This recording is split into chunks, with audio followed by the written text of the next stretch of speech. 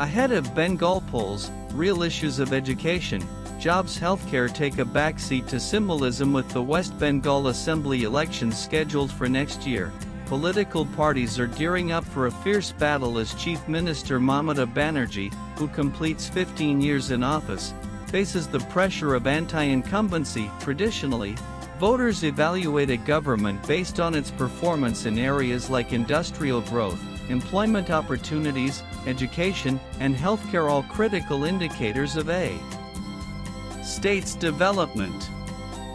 However, this time, key developmental issues seem to be overshadowed by debates around identity and symbolism. Education crisis: students leave Bengal in droves. The education sector in Bengal is under considerable stress. Thousands of students who appeared for the joint entrance examination are still waiting for their results due to the ongoing OBC reservation controversy.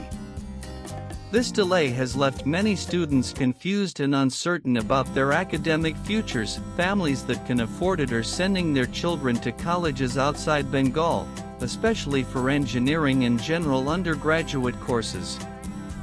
However, those without official means are left in a limbo. Shibapriya Roy, a recent Class 12 graduate, has taken admission in a college in Bengaluru. With the joint entrance results still pending, he, like many of his peers, had no choice but to look elsewhere. It's not just Shibapriya, said his mother, Radhika Roy, speaking to many children of his age who aspire to become doctors, lawyers, or engineers have been forced to leave Bengal for better opportunities.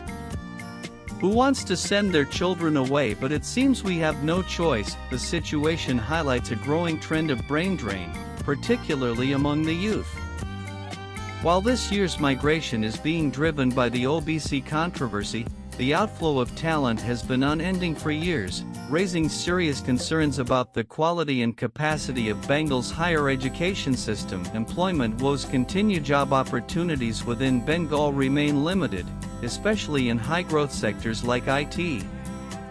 Many working professionals have moved to other cities for employment, often leaving families divided. Mahima Chowdhury, a central government employee based in Kolkata, shares the story of her husband, who works for an IT company in Hyderabad. He comes home on Saturday and leaves on Sunday night, she told. It's painful to see our son growing up without his father. But what can we do? There are no jobs here. She adds that she is not alone. Many of my friends' husbands also live and work outside Bengal. The lack of employment opportunities for skilled professionals is another pressing issue likely to be raised during the upcoming election campaign. Healthcare remains a struggle. Healthcare infrastructure in Bengal is also under scrutiny. Government hospitals face severe overcrowding, while private hospitals remain inaccessible to the majority due to high costs.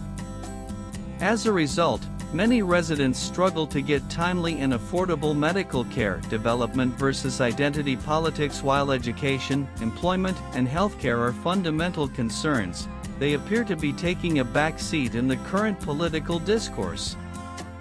Instead, the election narrative is increasingly being shaped by identity politics. Debates over Bengali pride, Asmita, religious symbolism, and cultural allegiance, discussions around who is a greater devotee of Ma Durga or Ma Kali, and which party is more aligned with Bengali values, are dominating headlines.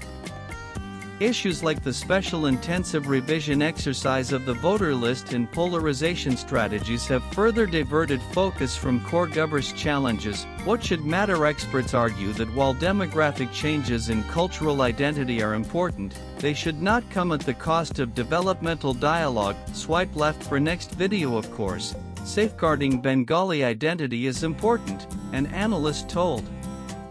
But can we ignore the fact that our children are leaving the state for education, our professionals are working elsewhere for lack of jobs, and people are struggling to access healthcare? With elections approaching, the big question remains: will voters prioritize symbolic issues, or will they demand answers on education, employment, and healthcare, the true pillars of